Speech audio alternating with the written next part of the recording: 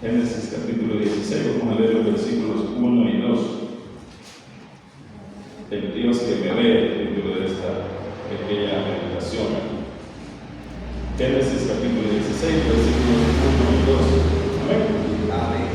Leemos la palabra del Señor en el nombre del Padre, del Hijo y del Espíritu Santo. Dice: Sarai, mujer de Abraham, no le daba hijos, y ella tenía una sierva egipcia que se llamaba Agar. Dijo entonces Sarai a Abraham: ya ves que Jehová me ha hecho estéril, te ruego pues que te llegues a mi sierva, quizá tendré hijos de ella.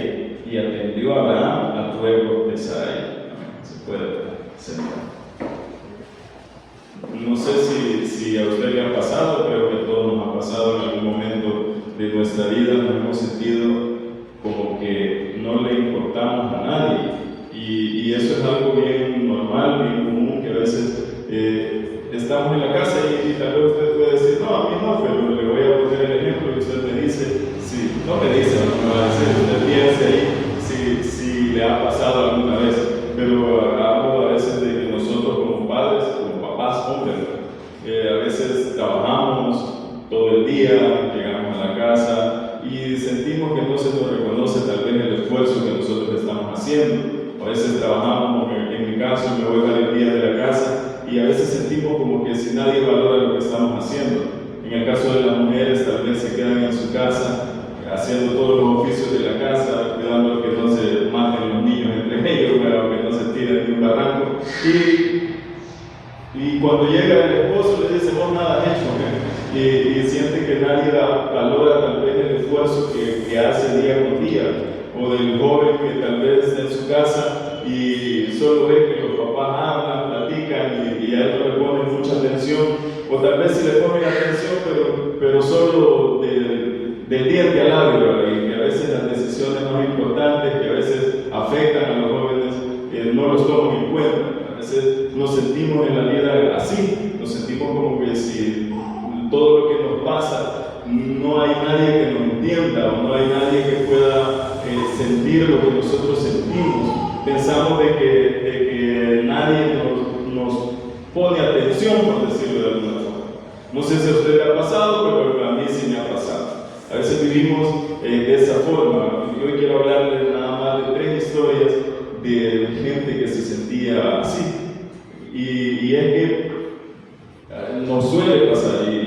La primera historia, yo quiero que nos quitemos la idea de la historia que nos contaron o contamos en escuela bíblica, y es la de Agar. La primera historia que quiero compartirles es la de Agar. Agar, hermanos, se lo cuento así rapidito porque, como le digo, van a ser 3 historias. Rapidito, Agar era una sierva egipcia, una esclava egipcia, mejor dicho, no era tanto sierva, sino esclava. Y los esclavos en este momento, hermano, eran poco más que animales. Discúlpeme que se lo diga así, pero así era. Eran tratados de manera bastante dura y no tenían absolutamente nada de derechos. El esclavo no podía opinar de las cosas que se hacían, el esclavo no podía ir en contra de su amo, el esclavo no podía hacer nada. El esclavo lo único que tenía que hacer era obedecer. Y Agar era una esclava, posiblemente se la trajo a Abraham o Sarai cuando fueron a Egipto. Lo cierto es que Agar ahí estaba, era egipcia, lo dice 2 veces ahí la palabra, era egipcia. Estaba lejos de su tierra, lejos de su familia, lejos de su casa, sin futuro, porque definitivamente ella no podía casarse, ella no podía irse de la casa, ella estaba, valga la redundancia, esclava, no podía moverse de ella. Era su realidad, era esa, era estar casi que presa. La única diferencia era que ella le daban comida y le daban un lugar donde dormir. Entonces, Agar, de un día para otro, quiero que se imagine esta historia, porque a mí me gusta imaginarme las historias, así que bueno, imagínense usted también. Imagínense que Agar estaba en la casa y que cuáles eran las tareas de una esclava. Las tareas de una esclava, mujer, por lo general eran las tareas de la casa. Las tareas duras de la casa, alimentar a los animales, porque Abraham no era pobre, porque Abraham tenía bastante dinero. Entonces imagínense alimentar, qué sé yo, cuántos camellos, cuántas ovejas. Era un trabajo duro, un trabajo difícil. Y Agar tenía que hacer eso día tras día, alimentar a los animales, hacer la casa, posiblemente hacer comida. Y un día a Sarai se le ocurrió la genial idea y dijo, bueno, yo no puedo tener hijos, y de eso tal vez hablamos otro día, que no le cayó tal vez a primera instancia la palabra de Dios. Y un buen día dijo, ¿saben qué? Le dijo Abraham, yo no voy a tener hijos, Dios me hizo estéril, así que, el texto que acabamos de leer, Dios me hizo estéril, así que ahí tengo mi sierva. Y eso era una práctica común, era como un vientre prestado.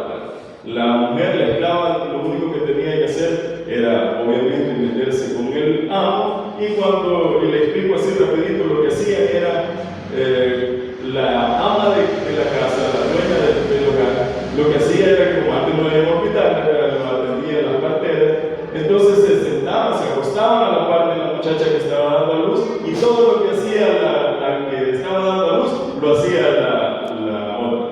Y la otra sin nada. Si la esclava, en ese caso, que estaba embarazada, cuando ya diera luz, si ella gritaba, Sarai tenía que gritar al mismo tiempo. Hacía lo mismo. Esa era la tradición. Y cuando salía el bebé, le cortaban el cordón umbilical y en lugar de ponérselo a su madre, se lo ponían a la otra. Esa era la costumbre, esa era lo normal. No era algo que Sarai se estaba inventando, de hecho. Era una práctica bastante normal, que hoy si lo vemos no era muy correcto que se diga, pero eso era lo normal.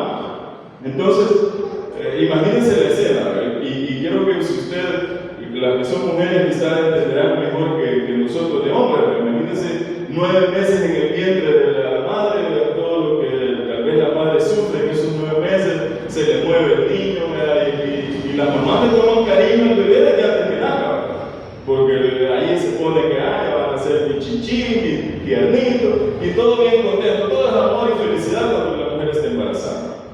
Pero imagínense que a usted le diga, para usted va a estar embarazada, pero a la mamá que nazca, se lo vamos a quitar el niño. ¿Verdad que no? Ya viéndolo desde el punto de vista de Agar, no era tan fácil. No era como simplemente de que, tuvo el niño como tener un animalito, era su hijo, bueno, no es suyo, el hijo de Agar. Era el hijo de Agar, o sea, no estábamos hablando de cualquier cosa, es un hijo. Y eso solo me recuerda lastimosamente a las mujeres que estaban privadas de libertad. En las cárceles de nuestro país pasa eso. La mujer es que tal vez la capturan cuando está embarazada, la llevan a un centro penal, y cuando nace el niño tiene dos opciones: o se lo entrega a Lisa, o se lo entrega a un familiar de primer grado de consanguinidad, o lo tiene ella durante 5 años. Esas son las 3 opciones. 5 años puede tener, no más. Y el niño ahí tiene que estar preso con ella. Y a los 5 años lo tiene que entregar, ya sea a Lina o a un familiar. Entonces, lo mismo le pasaba a Agar. Era una situación bien terrible. Y ahora pasó algo bien duro, se puede decir. Porque Agar, ya viéndose embarazada, y en eso son expertas las mujeres, disculpe porque no diga así, ¿verdad? Pero en eso son expertas las mujeres. Porque Agar, ya con la pancita, la Biblia dice que se puso totalmente en contra de Sara. ¿Sabe lo que dice? Dice que la veía con desprecio. Es decir, de repente estaba asomándose la pancita y decía, ay, dichosa una que puede salir embarazada. Y veía mal a Sarai. Sarai eso le molestó y dijo, ya me está sacando de mi casilla. Y imagínense a Agar, o sea, Agar podía hasta ser apedreada por esa situación. Entonces viene y empieza una lucha entre Agar y entre Sara. Empiezan a discutir. Dice más adelante en el versículo 4: y él se llegó a Agar, la cual concibió, y cuando vio que había concebido, miraba con desprecio a su señora, o sea, a Sarai. Entonces Sarai dijo a Abraham: mi afrenta sea sobre ti, ya te di mi sierva por mujer, y viéndose encinta me mira con desprecio. Empezó una lucha tan terrible de que llegó el punto de que Agar tenía 2 opciones: o se iba de la casa, o la echaban, o la mataban. 3 opciones. ¿Y qué pasó? Pasó lo tercero, dice, y respondió Abraham a Sarai: he aquí tu sierva está a tu mano, haz con ella como bien te parece. Y lo primero, hermano, que usted puede ver a lo largo de estos versículos que vamos leyendo, es que Agar no tenía ni voz ni voto en nada de lo que estaba sucediendo, como a veces nos pasa a nosotros. Yo creo que nadie en ningún momento dice, se levanta un día en la mañana y dice, ¿saben qué? Hoy voy a levantar enfermo, hoy lo voy a levantar con ganas, hoy tengo ganas de que me dé un gran dolor de cabeza. A que nadie se levanta así. A que nadie se levanta de la cama diciendo, hoy quiero tener un problema, hoy voy a salir a la calle a buscar problemas, que me pase lo que me tenga que pasar. Nadie sale así. Los problemas llegan, las enfermedades llegan, las dificultades, los problemas financieros, sea cual sea nuestra situación, llega de repente, llega sin esperarlo. Los problemas de Agar llegaron sin que ella lo buscara. O sea, Agar en ningún momento tuvo participación en los problemas que después le llegaron. Y Agar, viéndose afligida, vea lo que dice en el versículo 16, en el versículo 6, perdón. Y respondió Abraham a Sara, lo que acabamos de leer, al final dice, y como Sarai la afligía, ella oyó de su presencia. Y me llama la atención esa palabra afligir, porque la palabra afligir que aparece ahí es la misma palabra que aparece más adelante en el Éxodo, para describir cómo los egipcios afligían al pueblo de Israel. Era tanta la aflicción que tenía Agar que se vio tan desesperada que un día dijo, agarro mis cosas y me voy. Sabe que de Israel, de donde estaban en este momento, está lejos de Egipto. Súper lejos. De hecho, el pueblo de Israel, cuando pasó de Egipto a Israel, se cansó. Dicen los historiadores que tendrían que haber tardado entre 2 o 3 meses en llegar. Se tardaron 40 años, el otro día veíamos por qué. Pero imagínense el trayecto de 3 meses, la mujer embarazada, no dice cuánto tiempo tenía el embarazo, pero embarazada, ella sola, sin dinero, sin posesiones, y un día dijo, me voy, tanta era la aflicción que se fue.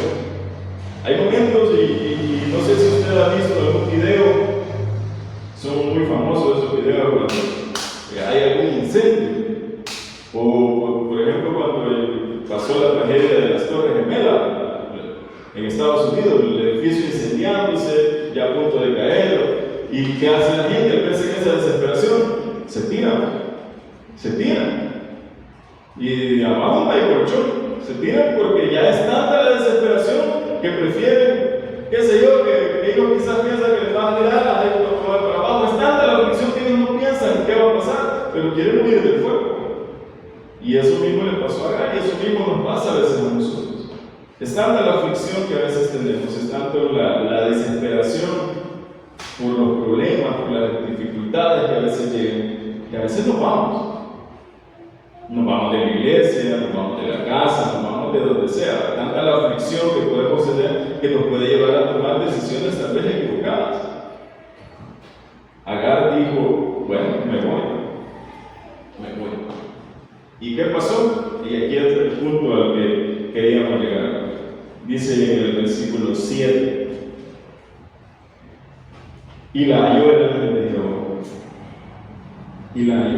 ¿Saben? Esta es la primera vez en toda la Biblia, la primerita vez que la Biblia menciona que se presentó a alguien el ángel de Jehová. Y el ángel de Jehová, para los estudiosos, era lo que se conoce como una cristofanía, y es una aparición de Jesús personificado en el Antiguo Testamento. Entonces es la primera vez que se presenta el ángel de Jehová y se le presenta a una mujer egipcia que iba huyendo. Y dice de que se le aparece junto a una fuente de agua en el desierto que está en el camino del sur. Y le hace 2 preguntas a Agar. Y aquí viene la parte importante, porque le dice, Agar, sierva de Sarai. Note que desde que empezó la historia hasta aquí, el escritor sí la identifica como Agar, pero para Abraham era tu sierva, la sierva de Sarai. Para Sarai era mi sierva. Para nadie, no tenía nombre ni siquiera esa mujer. Pero el ángel de Jehová la llama Agar, sierva de Sarai. Sí la llama por su nombre. Por primera vez también a Agar, alguien la llama por su nombre. Le quita el anonimato. Y eso cuesta. Y así le cuento a manera personal. Antes de la iglesia a la que antes asistía con mi hermano, es bien conocido porque él es bien amable y bien servicial y él habla de todo. Y él decía que servía en la iglesia y predicaba y estudió teología y toda la gente lo conocía. Toda la gente lo conoce. Cuando yo empecé a estudiar teología, todos los pastores que ya lo conocían a él me decían, usted es el hermano del hermano Moisés. Entonces yo no era el hermano Moisés, yo era el hermano del hermano Moisés. Y eso pasa, porque no nos conocen a nosotros, pero conocen a alguien más. Dios no quiere quitar eso. No digo que eso sea malo, a lo mejor nada más como ejemplo para que usted vea cómo Dios a veces nos quiere llamar por nuestro nombre. Quiere llamarnos a nosotros por lo que nosotros somos. Para Dios no somos nada más uno más del mundo. Para Dios no somos nada más un número. No somos nada más un hermano de la iglesia. Para Dios tenemos nombre y apellido. Y Dios le llama por primera vez por su nombre. Dios le quita todas las inseguridades que podía tener y le hace dos preguntas: ¿de dónde vienes y para dónde vas? Y no le pregunta, hermano, porque Dios no supiera de dónde viene y para dónde va. Dios la conocía. Dios le pregunta para que Agar se abriera en lo que sentía, en lo que ella estaba pasando en ese momento. Y Agar le dice, más adelante, ella respondió en el mismo versículo 8: huyo de delante de Sarai, mi señora. Y hermano, a veces queremos presentarnos delante de la presencia de Dios y ocultar lo que en verdad estamos sintiendo. O sea, a veces hemos estado tan acostumbrados a mostrar una cara aquí en la iglesia, a mostrar una cara en la casa, a mostrar una cara en el trabajo, que queremos mostrar también una cara delante de Dios, una cara de alguien que nosotros no somos. El Señor nos pregunta y el Señor le pregunta a Agar, no porque él no supiera la respuesta. El Señor todo lo sabe. Porque qué necesidad había de preguntar. Pero le pregunta porque quería escuchar. Le pregunta porque él quería escuchar de su boca qué era lo que lo afligía, qué era lo que sentía. El Señor nos quiere preguntar a nosotros también qué es lo que nosotros sentimos. El Señor está preocupado por usted y está preocupado por mí. El Señor le preocupa nuestras aflicciones, también son las aflicciones del Señor. Y el Señor le pregunta, esperando la respuesta sincera, y definitivamente Agar le da una respuesta certera, le da una respuesta sincera. Y eso es lo que el Señor espera de nosotros, hermanos. Si están pasando por una aflicción, no hay nada mejor que venir ante la presencia del Señor y decirle: Señor, ya no aguanto. O sea, no tenemos que mostrar otra cara. O sea, en el momento que nos presentamos delante del Señor, no necesitamos llegar y decirle: Señor, qué sé yo, podemos exaltar el nombre del Señor y es bueno, pero el Señor lo que quiere es conocer nuestro corazón. Lo que nosotros estamos sintiendo en este momento, por el desprecio que tal vez nos han hecho, por los problemas que estamos teniendo, por las enfermedades que estamos sufriendo, el Señor quiere que le digamos: Señor, ya no aguanto. Aquí está. Eso es lo que el Señor quiere. El Señor quiere que usted le abra su corazón a Él. Pero si venimos ante la presencia de Dios y a poner una cara de lo que nosotros no somos, no es que el Señor no lo conozca. El Señor quiere nuestra sinceridad. Agar le responde y es de Dios, y contrario a lo que nosotros pudiésemos haber recomendado. Dios le dice: devuélvete donde tu Señor. La devuelve a la casa de Sarai, pero la devuelve con una promesa. Le dice: vas a dar a luz a un hijo, le vas a llamar Ismael, y yo también voy a hacer una gran nación con él.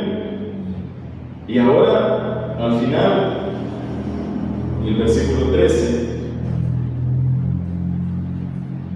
dice: entonces llamó el nombre de Jehová con que ella hablaba: tú eres Dios que me ves.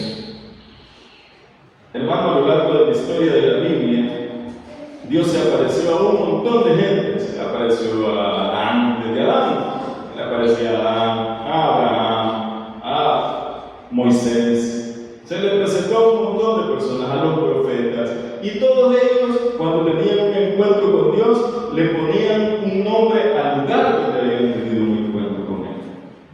¿Sí? No sé si me doy a entender, pero no le ponían un nombre a Dios, le ponían un nombre al lugar donde se encontraron con Dios. Y por primera y única vez en la Biblia, alguien le puso un nombre a Dios. Le dijo: tú eres Elohim, el Roy. Tú eres Jehová que me ve. Le pone un nombre, hermano, tan lindo que al día de hoy, hermano, nosotros podemos decir: el Señor me ve. El Señor lo ve a usted, el Señor me ve a mí, el Señor nos ve a todos. Y no es una vista real, solo lo veo pasivamente. Es una vista, es que el Señor nos ve activamente. El Señor nos ve en nuestras aflicciones y nos va a ayudar en nuestras aflicciones. El Señor nos ve en nuestros problemas y nos va a ayudar en nuestros problemas. Por primera y única vez en la Biblia, alguien le pone un nombre a Jehová y lo nombra como Jehová, el Dios que me ve. El Señor quiere que nosotros nos apropiemos de ese nombre de Él, el Dios que me ve.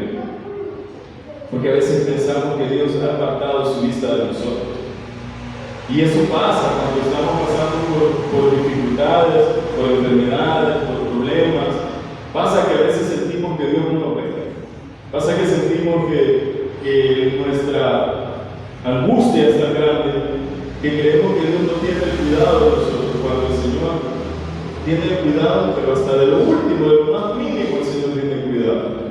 Hasta de lo más mínimo el Señor nos está cuidando. Y dice de que luego Agar le pone también un nombre al pozo, el pozo del viviente que me ve.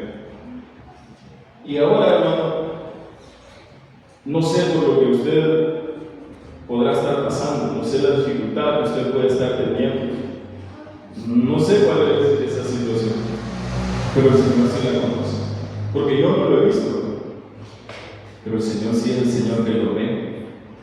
El Señor sí, y lo ve para bien y para mal. Como decía un predicador muy conocido, decía: le tengo dos noticias, decía, una noticia buena y una noticia mala. La noticia buena es que Dios está aquí. La noticia mala es que Dios está aquí. Todo depende de lo que estemos haciendo. Si estamos haciendo las cosas bien, es buena noticia que Dios nos esté viendo. Si estamos haciendo las cosas mal, es mala noticia que Dios nos esté viendo. Pero Dios siempre nos está viendo. Dios siempre nos está cuidando y Dios siempre tiene el cuidado de nosotros. Ahora, le dije de 3 historias, esta es la primera. La segunda pasó y miles de años más adelante, cuando el Roy, el Dios que nos ve, se presentó en carne y hueso. Y eso pasó, vaya conmigo al Evangelio de Juan, capítulo 1. Ya está en el Nuevo Testamento, el Evangelio de Juan, capítulo 1.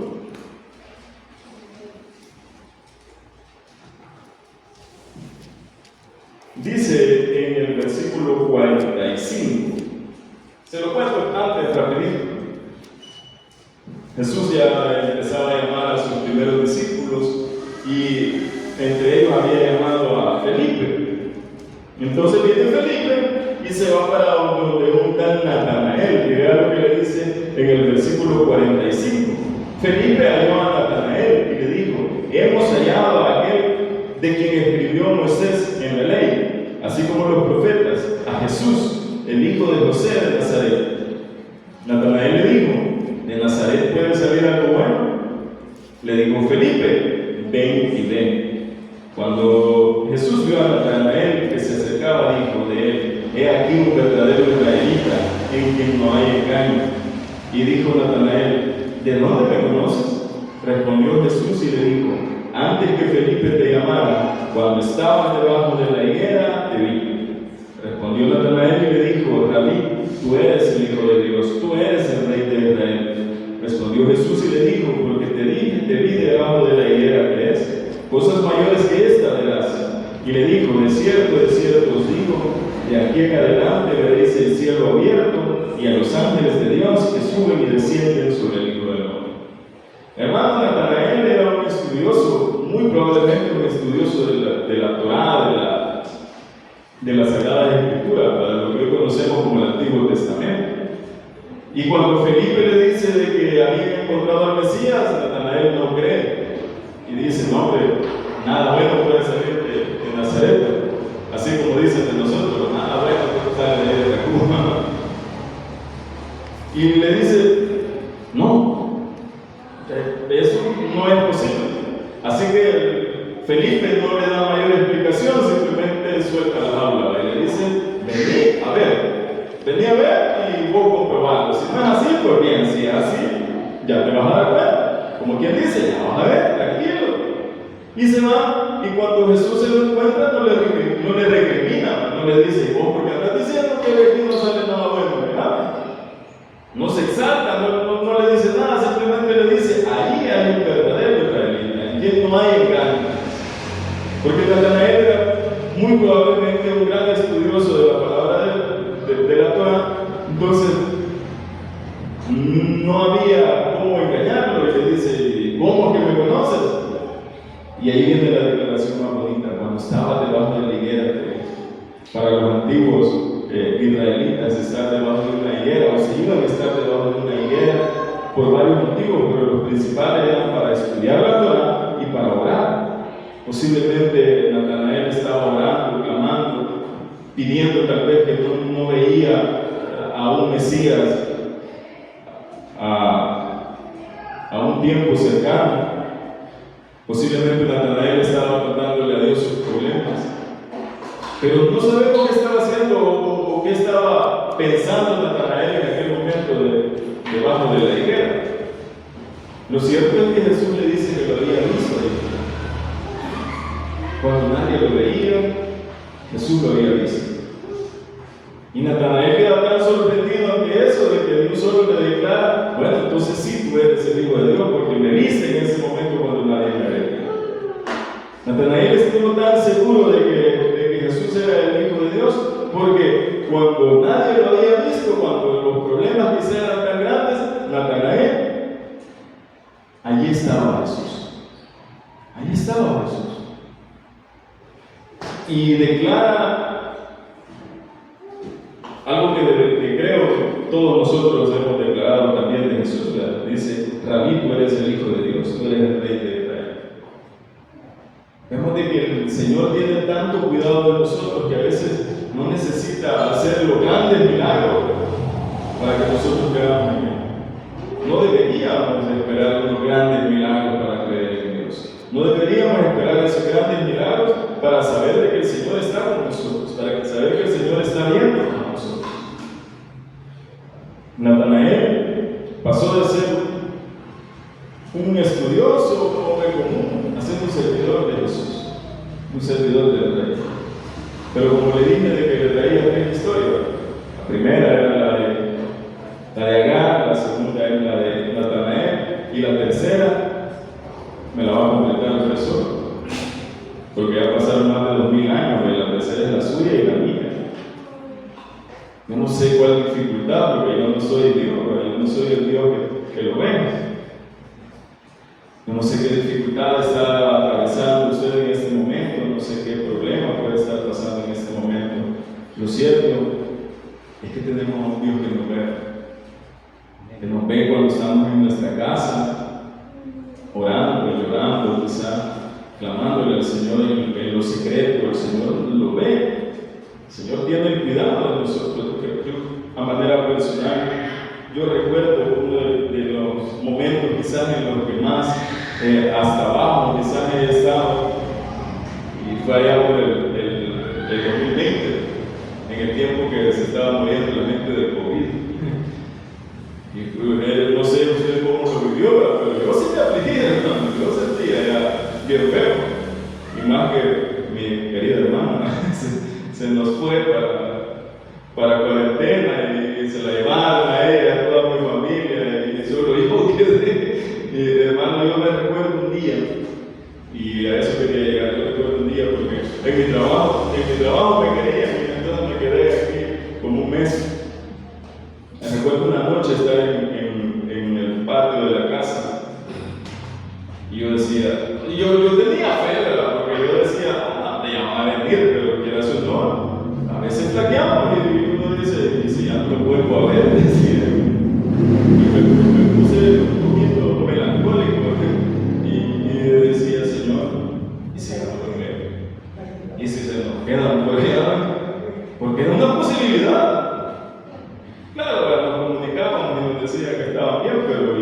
un ratito por otro le ponía mano.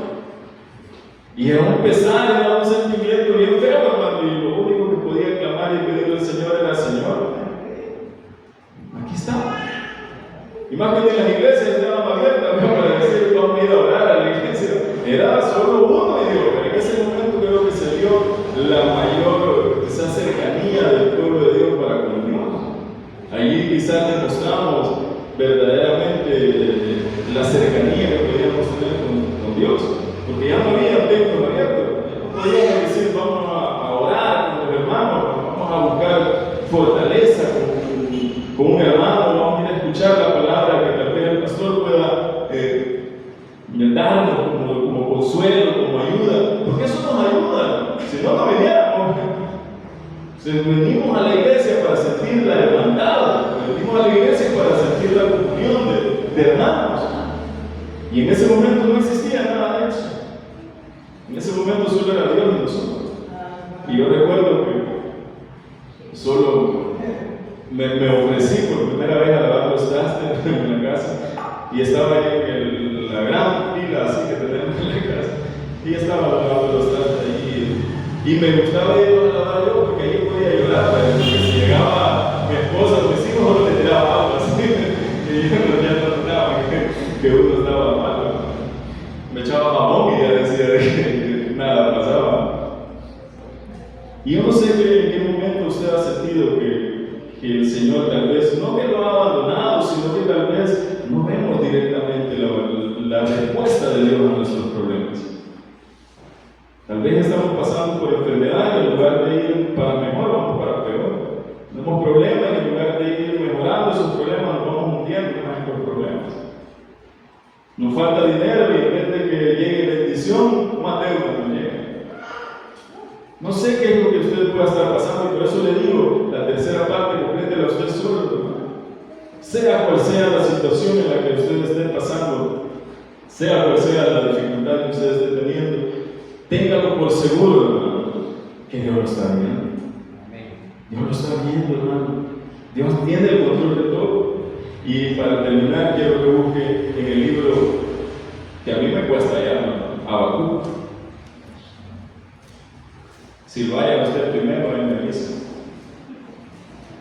Habacuc está antes de Nahum. No. Bien, antes de Nahum. Después de Nahum, antes de Sofonía. Así es la cosa. Y si no hay Sofonías, está después de Habacuc. Habacuc, capítulo 3.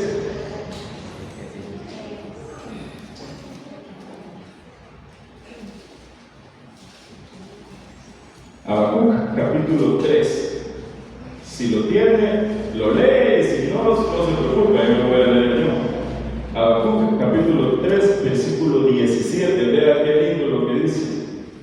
Aunque la higuera no florezca, ni en las vides haya fruto, aunque falte el producto del olivo, y los labrados no den mantenimiento, y las ovejas sean quitadas de la manada, y no haya vacas en los corrales, con todo yo me alegraré en Jehová y me gozaré en el Dios de mi salvación.